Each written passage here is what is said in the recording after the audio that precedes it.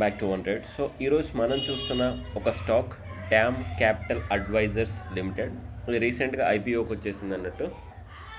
So బేసికల్గా just overview ఒకటి first చెప్తా ఐడియా. ఫ్యూచర్లో ఇన్వెస్ట్మెంట్ పర్పస్లో చాలామందికి ఇంట్రెస్ట్ వస్తూ ఉంటుంది. ఎందుకంటే మార్కెట్స్ టెంపరీగా అయితే డౌన్ మార్కెట్లో ఉంది ప్రజెంట్. అప్ అండ్ డౌన్స్ అనేవి మార్కెట్లో చాలా కామన్. డౌన్లో ఉన్నప్పుడు టెన్షన్ పడకూడదు, అప్లో ఉన్నప్పుడు హ్యాపీగా ఉండకూడదు. అది ఎప్పుడు పడతాయా ఎప్పుడు పెరుగుతాయా అనేది గ్లోబల్గా అన్నిటిపైన డిపెండ్ అయి ఉంటుంది కాబట్టి so no need to worry. మంచి మంచి స్టాక్స్ ఉంటే టెన్షన్ ఏం పడకండి, అవే ఆటోమేటిక్గా మళ్ళీ బ్యాక్ వస్తాయి, ఆటోమేటిక్గా రిటర్న్స్ వస్తూనే ఉంటాయి. ఏవైతే స్టాక్స్ బాగాలేవో వాటిని పైన ఒకసారి కన్నేసి చూడండి, మీకు పాసిబుల్ అయితే వాటిని సెల్ చేసేసుకొని ఉంచుకోండి. సో అపార్ట్ ఫ్రమ్ దాట్ ఈ డ్యామ్ క్యాపిటల్ అడ్వైజర్స్ లిమిటెడ్ కానీ ఇలాంటి ఈ అడ్వైజరీ లిమిటెడ్ ఎవరైతే ఫైనాన్షియల్గా అడ్వైజ్ చేస్తామని కంపెనీస్ పెట్టుకున్నారో వాళ్ళకి ఫ్యూచర్లో మంచి డిమాండ్ ఉండే ఛాన్స్ ఉందని నేను అనుకుంటున్నా. ఒకసారి దాని గురించి ఈ కంపెనీ గురించి మనం మాట్లాడుకుందాం. ఓకే, ఇంట్రొడక్షన్లో మాట్లాడితే DAM capital advisors is an Indian investment banking firm specialising in capital markets, mergers and acquisitions, okay, and corporate advisory services. బేసికల్గా దీని గురించి మీరు ఎక్కువ ఆలోచించాల్సిన అవసరం లేదు. ద బిజినెస్ మోడల్ అని నేను నెక్స్ట్ చెప్తా ఉంటా, ఇది జస్ట్ ఇంట్రోలా ఐడియా పెట్టేసుకోండి. దేర్ బిజినెస్ మోడల్ అనేది మనం నెక్స్ట్ స్టైల్లో మాట్లాడుకుందాం. సో వీళ్ళ బిజినెస్ మోడల్ ఎలా ఉంటుంది అంటే ఒక 3 కేటగిరీస్గా డిఫైన్ చేసేసుకోండి. First one investment banking services, first one institutional equities, second one corporate advisory and consulting. ఈ 3 డివైడ్ చేసి చెప్పా అన్నట్టు, ఎందుకంటే కన్ఫ్యూజన్ అవ్వకుండా. సో ఈ ఇన్వెస్ట్మెంట్ బ్యాంకింగ్ సర్వీసెస్లో మళ్ళీ కొన్ని కేటగిరీస్ ఉన్నాయన్నట్టు. Equity capital markets, debt capital markets, merger and acquisitions, private equity advisers. So equity capital markets అంటే వీళ్ళు ఏం చేస్తారు ఈ టైంలో, DAM Capital assist companies in raising fund through initial public offering, IPOs కానీ, ఎఫ్పిఓస్ కానీ, క్యూఐపీస్ కానీ, రైట్ ఇష్యూస్ కానీ, ఇలాంటివి ఒక కంపెనీ చేద్దాం అనుకున్నప్పుడు కొత్తగా వచ్చే కంపెనీ ఐపీఓ పెడుతుంది, ఆల్రెడీ ఉన్న కంపెనీ ఎఫ్పిఓ చేస్తుంది, రైట్స్ ఇష్యూస్ చేస్తాయి, క్యూఐపీ చేస్తాయి అన్నట్టు. వాళ్ళకి అసిస్ట్ చేస్తూ ఉంటారు. వాళ్ళకి ఇలా చేయండి, ఇంత చేస్తే ఇలా ఉంటుంది అనేది అసిస్ట్ చేస్తూ ఉంటారు అన్నట్టు వీళ్ళు, ఈ డ్యామ్ క్యాపిటల్ వాళ్ళు. Next debt capital markets. బేసికల్గా ఈక్విటీలో మనం ఐపీఓ, ఎఫ్పిఓ, క్యూఐపీ అంటాం. Helps corporations raise capitals through bonds, debentures and other debt instruments. So ఇక్కడ ఎలా ఫండ్ రైజ్ చేస్తారు అంటే బాండ్స్ కానీ, డిబెంచర్స్ కానీ, డెట్ ఇన్స్ట్రుమెంట్స్ కానీ ఇలా చేస్తున్నప్పుడు వీళ్ళు ఏంటంటే వాళ్ళకి హెల్ప్ చేస్తూ ఉంటారు అన్నట్టు, ఫ్రీగా ఏం చేయరు. నెక్స్ట్ వీళ్ళ బిజినెస్ మోడల్కి అమౌంట్ ఎలా జనరేట్ అవుతుంది కూడా నెక్స్ట్ మాట్లాడదాం. Mergers and acquisitions. సో ఇంకా ఏం చేస్తారు వీళ్ళంటే అడ్వైజరీ సర్వీసెస్ ఇప్పుడు ఫర్ ఎగ్జాంపుల్ మనం కొన్ని వింటూ ఉంటాం, ఈ కంపెనీ దాన్ని మెర్జ్ చేసుకుంది, ఆ కంపెనీ అక్వైర్ చేసుకుంది, ఇలాంటివి వాళ్ళకి ఏంటంటే వాళ్ళకు అడ్వైజులు ఇస్తూ ఉంటారు అన్నట్టు. సో ఈ కంపెనీ బెటర్గా ఉంది, దాని గురించి చదివేసి ఈ కంపెనీ బెటర్, ఇలా దీన్ని అక్వైజేషన్ చేసుకోవచ్చు, దీన్ని మెర్జ్ చేసుకోవచ్చు, ఇలాంటివి ఉంటాయి. Next private equity advisor. Private equity advisor ఏంటంటే ఇప్పుడు ఫర్ ఎగ్జాంపుల్ నాకు ఒక కంపెనీ ఉందనుకోండి, నాకు కొంచెం దానికి ఫండ్స్ కావాలి. సో ఈ ఫండ్స్ కావాలి అని వీళ్ళు కొందరు బిజినెస్ మ్యాన్లతోని, ప్రైవేట్ కంపెనీలతోని సపోర్ట్ తీసుకొచ్చి వాళ్ళు కొంచెం ఫండ్ రైజింగ్ చేసే ఛాన్సెస్ చాలా ఎక్కువగా ఉంటాయి అన్నట్టు. అర్థమైంది కదా, నాకు ఫండ్ కావాలి కాబట్టి వేరే వాళ్ళతో వీళ్ళు టైఅప్ చేయించేసి ఫండ్ రైజింగ్ చేపిస్తూ ఉంటారు. ఇదేంటంటే ఇన్వెస్ట్మెంట్ బ్యాంకింగ్ సర్వీసెస్ టైప్ అన్నట్టు.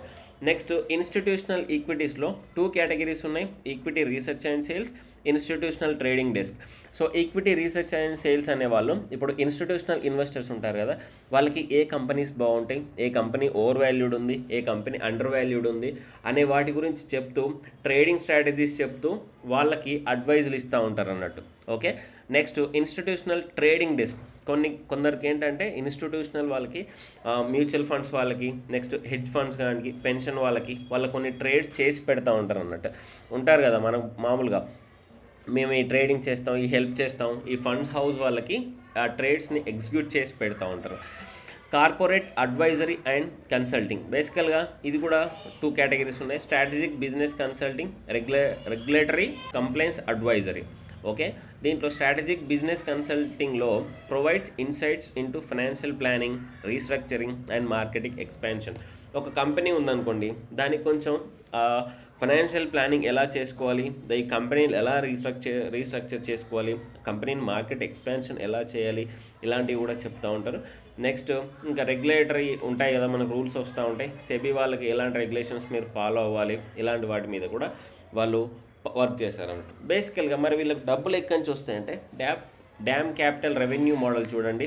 అడ్వైజరీస్ నుంచి డబ్బులు వస్తాయి, లైక్ ఐపీఓస్, క్యూఐపీస్ కానీ, M&A ట్రాన్సాక్షన్స్ కానీ ఇలాంటివి చేసినప్పుడు బ్రోకరేజ్ కమిషన్స్ వస్తాయి, రిటైనర్స్ ఫీస్ వస్తాయి, పర్ఫార్మెన్స్ బేస్డ్ సక్సెస్ కూడా వీళ్ళకు ఇలా ఎర్నింగ్ చేసేసుకుంటారు అన్నట్టు. సో రీసెంట్గా వచ్చిన ఫైనాన్షియల్ పర్ఫార్మెన్స్ చూడండి ఒకసారి. టోటల్ ఇన్కమ్ ఎంత పెరిగింది, ప్రాఫిట్ ఆఫ్టర్ ట్యాక్స్ ఎంత ఉంది, మెర్చెంట్ బ్యాంకింగ్ రెవెన్యూ ఎంత ఉంది, ఇన్స్టిట్యూషనల్ ఈక్విటీస్ రెవెన్యూ ఎంత ఉంది, రిటర్న్ ఆన్ ఈక్విటీ చూడండి 60.9% ఉంది. ఇక్కడ మీకు గ్రాఫ్ చూస్తే అర్థమైంది. ఇంకొకటి చెప్తున్నా, ఈ stock high risk and reward stock. ఇలాంటి కంపెనీస్ ఏవైతే ఉంటాయో వాటి హై రిస్క్ అండ్ రివార్డ్ స్టాక్లుగా మనం కన్సిడర్ చేసుకోవచ్చు. సో ఇక్కడ ఇది.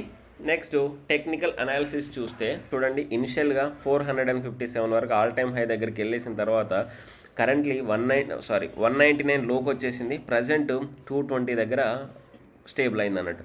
సో బేసికల్గా చెప్పే కదా, high risk and reward stocks ఇవన్నీ. సో మీరు రిస్క్ తీసుకుంటామన్నప్పుడు మాత్రమే ఇలాంటి స్టాక్లోకి ఎంటర్ అవ్వాలి, లేదు రిస్క్ తీసుకోమనుకుంటే మాత్రం లైట్ తీసుకోవాలి. టెక్నికల్గా మనం కొన్ని చూసాం. సో దీంట్లో ఈ రేంజ్లో స్టాక్ ఉండి దీనిపైన కనుక స్టాక్ మనకి ఇక్కడి నుంచి రివర్స్ అయితే ఫోకస్ చేయొచ్చు. ఓకే, జస్ట్ సజెషన్లా మాత్రమే తీసుకోవాలి, స్టడీ చేయండి కంపెనీ గురించి.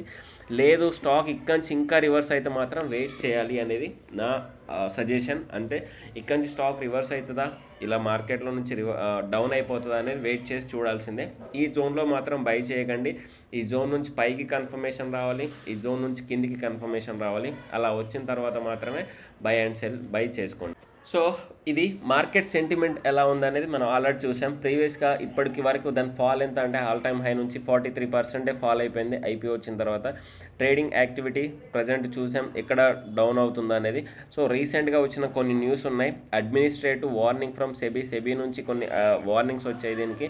ఐపీఓ లాక్-ఇన్ ఎక్స్పైరీ అయిపోయింది March 24th. ఎక్స్పైరీ అయిపోయిందంటే మీకు తెలుసు కదా, వాళ్ళు సెల్ చేసుకోవడానికి పెద్ద కంపెనీస్ వాళ్ళు సెల్ చేసుకోవడానికి ఉంటుంది అన్నట్టు. Strong Q3 FY23 financial results అయితే చాలా బాగానే వచ్చాయి. 144% year-on-year పెరిగేసింది. ఇది market sentiment.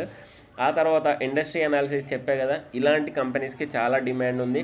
Market size and growth. India's investment banking sector has experienced significant growth with estimate fees reaching 1.3 billion in 2024, which means 1% increase from the previous year. So year-on-year పెరుగుతూనే ఉంటుంది. Key drivers corporate capitalisation. Corporate అనేది companies అనేవాళ్ళు increasingly seeking to raise capital through equity and debt markets. వాళ్ళు expansion చేసుకోవాలనుకుంటున్నారు ప్రతి companies వాళ్ళు. Retail investors participation. Corona తర్వాత నుంచి ఎక్కువ రిటైల్ ఇన్వెస్టర్స్ వస్తున్నారు. సో అది కూడా ఒక బెనిఫిట్లా ఉంటుంది.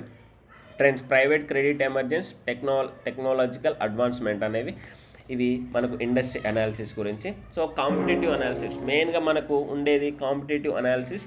దీంట్లో మార్కెట్ పొజిషన్ అనేది DAM capital advisors it's recognised as one of the leading and fastest growing merchant bank in India. So leading and ఫాస్టెస్ట్గా ఉంది.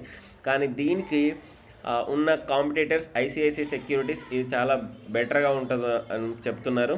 నెక్స్ట్ కీ మేజర్ ప్లేయర్ అన్నట్టు IIFL capital services provides investments banking and financial advisory services same as DAM capital. JM financials ఉంది, మోతీలాల్ ఒస్వాల్ ఉంది. So మీకు ఒక idea ఉంటుందని ఈ competitive వాళ్ళకి కూడా పెట్టే. Competitive advantages of DAM capital advisors, rapid growth ఉంది, ప్రాఫిటబిలిటీ ఉంది, సక్సెస్ఫుల్ ట్రాక్ రికార్డు ఉంటుంది.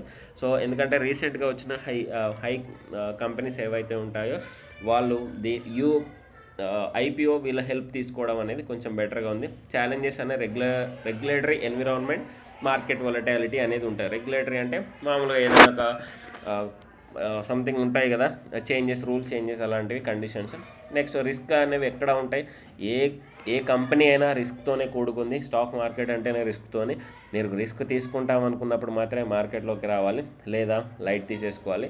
రెగ్యులర్గా ఇవన్నీ ఉంటాయి, రెగ్యులేటరీ కానీ, market dependency, financial risk, legal risk, competitive risk, fraud and miss representation risk, investment risk. So ఇవన్నీ కామన్. ఆ తర్వాత సజెషన్లో ఉంటాయి. లాంగ్ టర్మ్లో అయితే ఇలాంటి కంపెనీస్కి లాంగ్ టర్మ్లో గ్రోత్ ఉంటుందని నేను అనుకుంటున్నా. ఆ తర్వాత అది మీరు ఓన్గా రీసెర్చ్ చేసుకున్న తర్వాతనే మార్కెట్లోకి ఎంటర్ అవ్వాలి. అంతే బ్లైండ్గా ఎంటర్ అవ్వకూడదు. ఒకటి చెప్పారని.